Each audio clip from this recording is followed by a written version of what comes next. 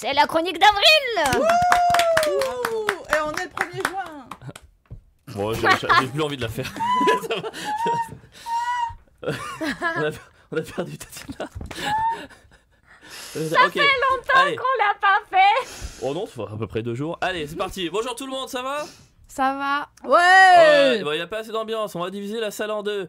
Groupe A, groupe B. Groupe A, ça va? Ouais. Groupe B, ça va? Ouais. Les deux en même temps? Ouais. Vous voyez, on est tellement plus forts ensemble. Ça, c'était mon intro de gauche. Voilà, je suis très content de la faire. Oh putain. Voilà. Et en parlant de gauche, cette semaine, je voulais revenir sur le coup de génie du maire de Grenoble, Éric Piolle. Ça concerne le sujet ô combien sensible des burkinis. Et vous allez voir, c'est brillant. Alors qu'est-ce qu'il a fait, Eric? Il a fait un truc très simple. Il a dit, ok, à partir de demain, dans les piscines de ma ville, je vais autoriser les burkinis. Donc là, les gens ont fait, oh. Et il a rajouté, et les femmes seins nus. Et c'est passé crème. C'est passé tellement bien. En fait, il y a eu 10 fois moins de résistance que lors des dernières polémiques sur le burkini. Et vous savez pourquoi? Parce que le camp des anti-burkini a perdu tous les dalleux de leur rang.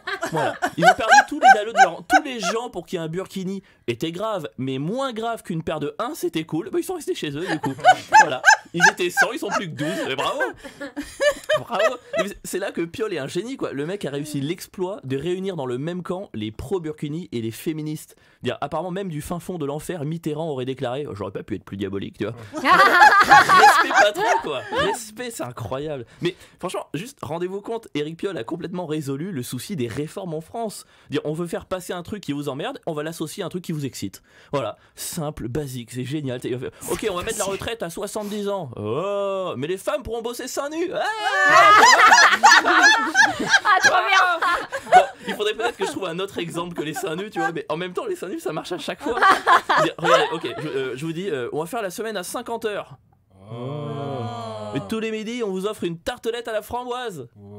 Tu vois, c'est pas. Non, mais tu vois, c'est. Les seins nus, c'était mieux. Il y a pas de réaction. Oui, pourtant, c'est très très bon une tartelette à la framboise, mais c'est pas un sein nu. Voilà, c'est juste. Moi, tu me donnes un sein nu recouvert de tartelette à la framboise, je vote la semaine de 1000 heures, évidemment.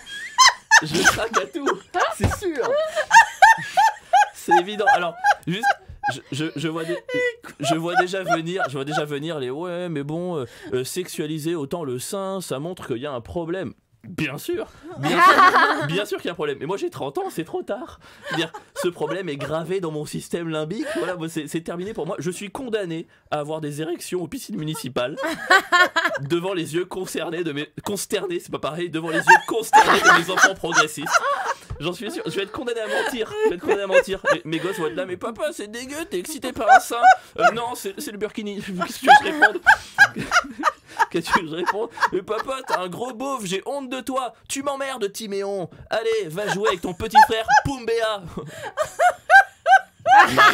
T'es bête. Meilleur jeu de mots. Ah, ça y est, je l'ai. Allez. Non mais quel génie ce Éric Piolle, quel génie. En fait il a remis au goût du jour la technique de l'avion. Tu sais quand nos parents ils voulaient nous faire bouffer des trucs et c'était là. Ah, ouais. Et nous on était là, ah bah si ma nourriture arrive par les airs elle est forcément meilleure. Non, c'est des gros gogoles. Mais il est trop fort. Maintenant j'ai décidé d'appliquer la méthode Piolle tout le temps dans ma vie, dès que je peux. Voilà, il y a pas longtemps, j'ai écrit à une fille qui me plaît. Voilà, je lui ai écrit, je lui ai dit est-ce que tu veux venir chez moi ce soir? Et je sens le oh, je sens le oh, tu sais derrière son oh, je sais pas, j'ai du boulot. Je sens le oh, tu vois ça pareil tout. Donc je rajoute mais si tu viens, je fais un risotto et là je sens le oh se transformer en ah. Tu sais une petite transformation un petit peu lente comme ça. J'ai rajouté et je masse super bien. Alors là c'est du 50-50 aussi.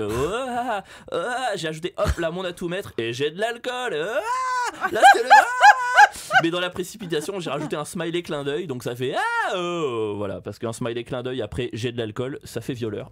Voilà. Même si un violeur n'enverrait probablement pas de smiley clin d'œil sinon son acte serait à la fois mignon et prémédité.